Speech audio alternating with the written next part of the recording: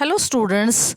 आज हम class 10th का चैप्टर पढ़ने जा रहे हैं। हिस्ट्री का चैप्टर है बच्चों, the making of global world.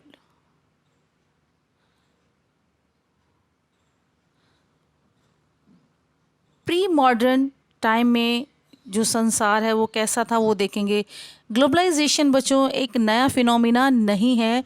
बहुत पुराने समय से जो ट्रैवलर्स थे, जो ट्रेडर्स थे, ठीक है, जो प्रीस्ट थे, वो क्या करते थे, ट्रैवल करते रहते थे, ठीक है। और इसी से ही एक जो ग्लोबलाइजेशन की जो टर्म है वो सामने उभर कर आई, ठीक है। और इसके जो ट्रेसेस हैं हमें कहाँ से मिले हैं, इसके एविडेंस हमें कहाँ से मिले हैं, इंडस वैली सिविलाइजेशन से हमें इसका प्रूफ मिला है कि ग्लोबलाइजेशन बहुत पुराना एस्पेक्ट है। ग्लोबलाइजेशन का मीन्स क्या है बच्चों? Integrating the economy of the country with the economies of other countries, यानी कि एक जो कंट्री है उसकी इकोनॉमी दूसरी कंट्री से इंटीग्रेटेड होती है, जुड़ी हुई होती है, ठीक है। ये ग्लोबलाइजेशन का मीन्स है। अब इसमें जब देखिए कि कोई टेक्नोलॉजी किसी अलग देश में विकसित होती है लेकिन उसका फ़ायदा दूसरे देशों के लोगों को भी मिल जाता है, यही ग्लोबलाइजेशन का इम्पैक्ट है। किसी संसार के किसी कोने में कोई मेडिसिन बनाई गई तो उसका बेनिफिट क्या है, संसार के सभी लोगों को मिलता है। ये ग्लोबलाइजेशन का क्या है, साइन है बच्चों। Making of global world has a long history, इसके एक अलग अपना इतिहास है बच्चों। और ये स्टार्ट कहाँ से हुआ था? माइग्रेशन से ये स्टार्ट होता है।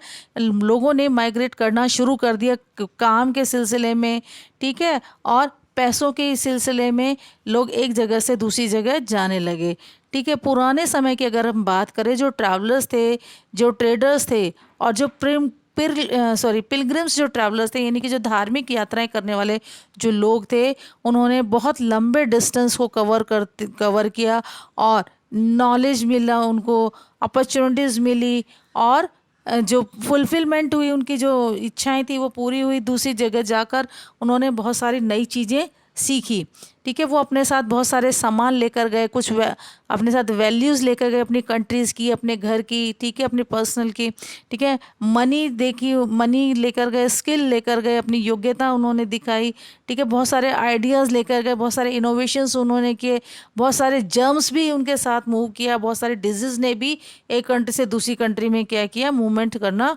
शुरू किया।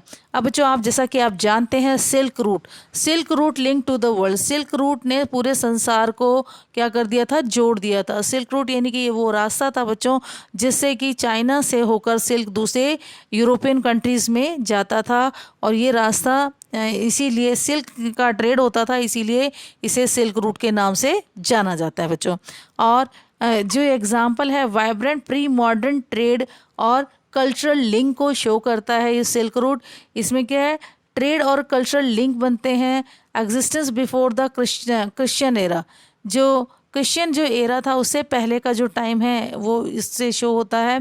जो सिल्क रूट से सिल्क जाते थे, स्पाइसेस जाते थे, पॉटरी, टेक्सटाइल, इन सब का क्या होता था, ट्रेड होता था, व्यापार होता था। कहाँ से? यूरोप से। आप इन टर्म ऑफ गोल्ड, और जो यूरोप से क्या लेके आते थे रिटर्न में, गोल्ड और सिल्वर लेकर आते थे एशियन कंट्रीज़ में, उनका फ्लो बढ़ा, ठीक है। They comprises both land and sea route. और जो सिल्क रूट था बच्चों, सिल्क रूट लैंड और सी दोनों ही रास्तों पर क्या था, बना हुआ था, ठीक है। Example of vibrant pre modern trade and cultural link, historian have identify several silk route. जो हिस्टोरियंस हैं बच्चों, उन्होंने बहुत सारे सिल्क रूट को आइडेंटिफाई किया गया है। सिल्क रूट यानी कि जिन रास्तों से क्या होता था, सिल्क ट्रेड किया जाता था, वो लैंड के जरिए भी किया जाता था और सी के जरिए भी ये बिजनेस किया जाता था, ट्रेड किया जाता था। जो क्रिश्चियन जो मिशनरीज़ हैं, क्रिश्चियन मिशनरीज़ और मुस्लिम जो प्रेबिसर्स थे और जो बुद्धिज़्म थे, तो उन्होंने क्या किया, टॉर्च बैरियर्स थे, उन्होंने अपने धर्म का प्रचार दूसरे देशों में करने के लिए इस तरीके की जो धार्मिक राय थे, पिलग्रिम्स जो किया था उन्होंने, धार्मिक यात्राएं जो उन्होंने की थी, उनसे भी किसको प्रमोशन मिला, ग्लोबलाइजेशन को प्रमोशन मिला बच्चों।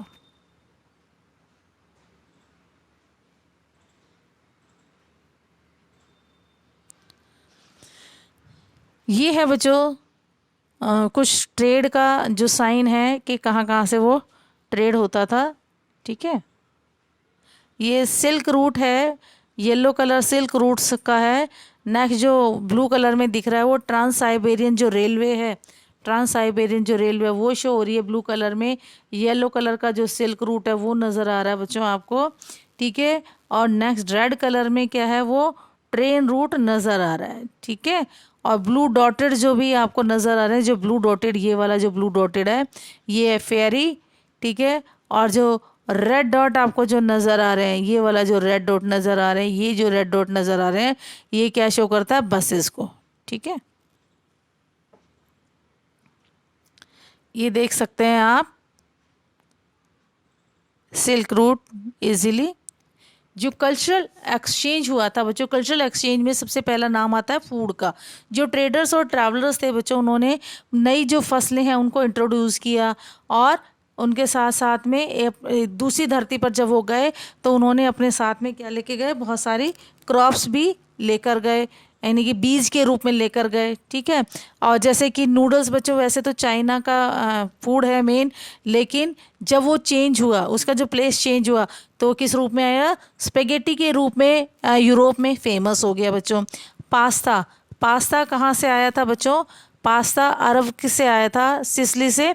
ठीक है, जिसे क्या कहा जाता है, इटली से कह सकते हो आप।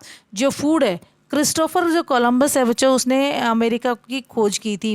ठीक है, और वहाँ जो अमेरिका की जो क्लाइमेट है, वहाँ पर कौन कौन सी जो फसलें वो उगती थी, पोटैटो, सोया, मेज़, ग्राउंडनट्स, टोमेटोज, चिली, ये सारी जो चीज़ें थी वो वहाँ से कहाँ लाई गई, यूरोप और एशियन जो कंट्रीज़ है वहाँ पर लाई। और बच्चों ये टाइम ज़्यादा टाइम की बात नहीं है, केवल 5 सेंचुरी पहले ही ये जो सारी फसलें हैं जो इसके नाम दिया गया है, पोटैटो, सोया, मेज़, ग्राउंडनट, टोमेटोज, चिलीज़, ये जो सारी फसलें हैं 5 सेंचुरी पहले ही यूरोप, अमेरिका से यूरोप और एशिया में ट्रैवल कर कर आई हैं। ठीक है, और इसका जो एग्ज़ाम्पल है, example of long distance culture exchange, तो ये क्या है, लॉन्ग डिस्टेंस में कल्चर एक्सचेंज का एक अच्छा एग्जाम्पल है। क्योंकि जो पोटैटोज़ है वो यूरोप के जो गरीब लोग हैं उनके लिए, उनके जीवन जीने का एक सबसे अच्छा आधार बन गया था बच्चों।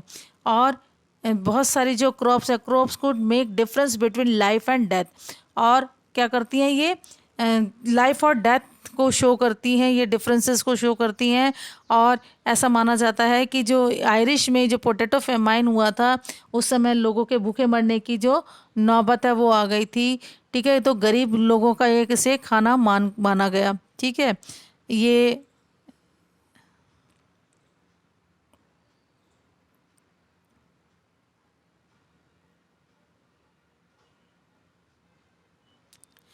बच्चों स्पेगेटी नूडल्स का एग्जाम्पल है, पिक्चर है।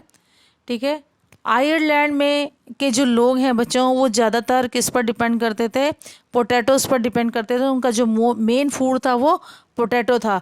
और जब बीमारी के कारण जो फूड क्रॉप डिस्ट्रॉय हो गई, जो पोटैटो क्रॉप डिस्ट्रॉय हो गई 1840s में, तो बहुत सारे लोग भूख के कारण मर गए। क्योंकि ऐसा माना जाता है बच्चों, पोटैटो इजीली क्या करता है, जो गरीब जो लोग हैं, यूरोपियन जो गरीब लोग हैं जो कि ठंड के माहौल में रहते हैं, ठंड को झेलते हैं, उसके लिए ये क्या था, पोटैटो एक अच्छा फूड था। ये देखिए बेटा, ये फूड क्रॉप फेलियर होने के बाद में भुखमरी की हालत में। एक क्वेश्चन है बच्चों, how a crop could make difference between life and death, explain with an example. ये आपको एग्जाम्पल के साथ बताना है। कंक्वेस्ट एंड डिजीज़, अब जब ट्रैवल किया तो उनके साथ साथ में डिजीज़ भी मूव की। ड्यूरिंग द 16th सेंचुरी में जो यूरोपियन है उन्होंने सी रूट डिस्कवर किया एशिया का, है ना, और ओशियन जो रूट है वो अमेरिका के ज़रिए उन्होंने क्या किया, ट्रेड को फैलाया, एक्सपेंड किया। ठीक है, पेरू और मैक्सिको जो कि साउथ अमेरिका में हैं, वो क्या थे, फुल उनके अंदर माइंस थी, और प्रेशियस जो मेटल्स है वहाँ निकाले जाते थे, सिल्वर, जैसा कि सिल्वर। जो यूरोपियन जो फाइनेंस है, उन्होंने यूरोपियन जो ट्रेड है वो इससे इसे ही क्या हुआ, फाइनेंस किया गया। एशिया का जो ट्रेड है उसको भी पेमेंट इसी से की गई। जो अमेरिका है, अमेरिका में बेटा बहुत अपॉर्चुनिटीज़ थी क्रॉप्स की और मिनरल्स की, ठीक है। इंडियन ओशियन में सबसे पहले बसलिंग विद ट्रेड, जो इंडियन ओशियन है वो क्या किया जाता था, सबसे पहले उससे व्यापार किया जाता था बच्चों। जो कॉलोनियल जो कॉलोनाइजेशन जो टाइम था उसने यूरोपियंस को हेल्प की, वो इससे क्या बन गए, अमीर बन गए बच्चों। स्पेन और पुर्तगीज़ और ब्रिटेन और जो दूसरी यूरोपियन कंट्रीज़ थी जिन्हों की जो कि क्या थे, जिन्होंने अपनी कॉलोनियाँ बनाई हुई थी कई सेंचुरीज तक, ठीक है। जो स्पेनिश जो लोग थे, वो जो स्पेनिश स्मॉल पॉक्स एक बीमारी थी बच्चों, वो क्या कही अमेरिका में मूवमेंट किया उसने, और बहुत सारे जो लोग हैं वो इसकी चपेट में आकर ख़त्म हो गए। ये वहाँ के लिए डेडली किलर साबित हुआ, ठीक है, क्योंकि जो यूरोपियन कंट्रीज़ के लोग थे वो अपनी इम्यूनिटी क्या कर चुके थे, डेवलप कर चुके थे इस रोग से लड़ने के लिए। और अमेरिका में क्या था ये बच्चों, ये रोग नया था और लोग शीघ्र ही इसकी चपेट में आ गए और बहुत सारे लोग इससे ख़त्म हो गए। It kill the decimated the whole community paving the way of conquest, ठीक है। until the 19th century poverty and hunger were common in Europe. 19th century में जो गरीबी है, भुखमरी है, वो सब कॉमन हो गई थी यूरोप में। चाइना और इंडिया ने इस समय पर जो थे वो वर्ल्ड की रिचेस्ट कंट्रीज़ के रूप में माने गए थे, ठीक है। अब बात करते हैं बच्चों अमेरिका की।